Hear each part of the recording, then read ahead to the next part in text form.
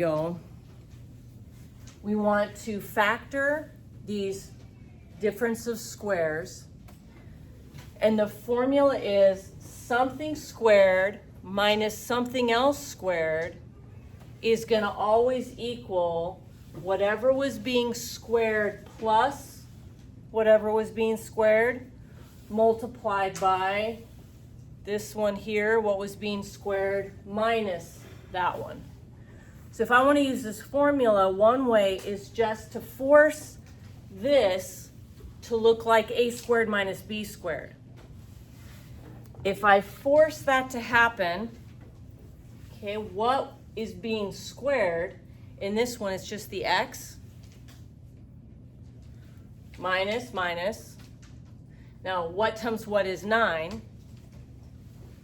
Nice.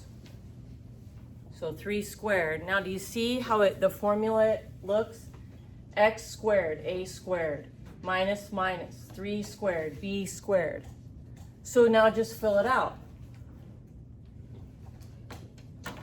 We're going to have a plus b times a minus b.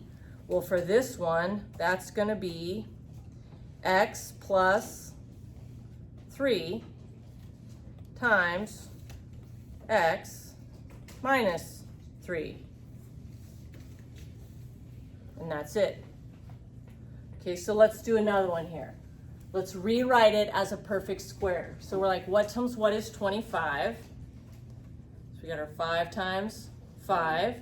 So 25 squared, I'm writing as 5 squared, minus minus, and then the m is being squared. So let's think of it as blue squared minus red squared equals blue plus red times blue minus red. So this is going to be a squared minus b squared. Blue squared minus red squared is blue plus red times blue minus red. I don't know if you guys recognize these, but earlier when we were foiling, these were a special type. They were called conjugates. They're exactly the same. The only difference is one of them is plus and the other one is minus. And we had a shortcut for FOIL. We could just do first times first, last times last, because the middle ones cancel. But if you are uncertain, like you just want to be absolutely positive that you did it correctly, what you can do is FOIL to check. So if I do first times first, x times x is x squared. Outside, x times negative 3 is negative 3x. Inside, 3 times x is 3x. And last, positive 3 times negative 3 is negative 9. Now, negative 3x and positive 3x, those get rid of each other. So all I have left is x squared minus 9, and I'm right back to the original, so I know I factored that correctly. Okay, I'm going to do one more check. The other ones I don't think I'll check. Okay, but here, if I did want to check, I would take what I got as my answer and multiply it together using FOIL. 5 times 5 is 25. 5 times negative m is negative 5m. 5 times m inside, positive 5m.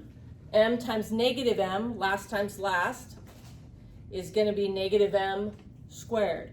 Negative 5m's and 5m's make nothing, so I have 25 minus m squared. And notice I am right back to where I started.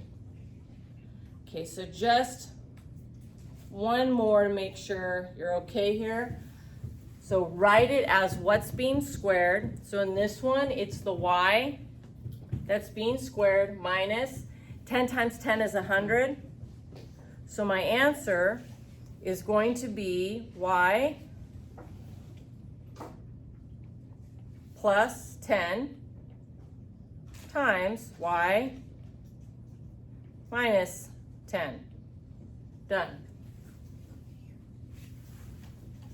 This one right here is the gotcha moment. You're kind of in the process and you're like, okay, here we go. My g is squared, 36, 6 times 6. And I'm like, okay, g plus 6 times g minus 6. Danger, danger. You see how the formula, these are being subtracted? Doesn't work. If there's a plus in the middle, it does not factor. And that's what you would mark, doesn't factor. It's prime.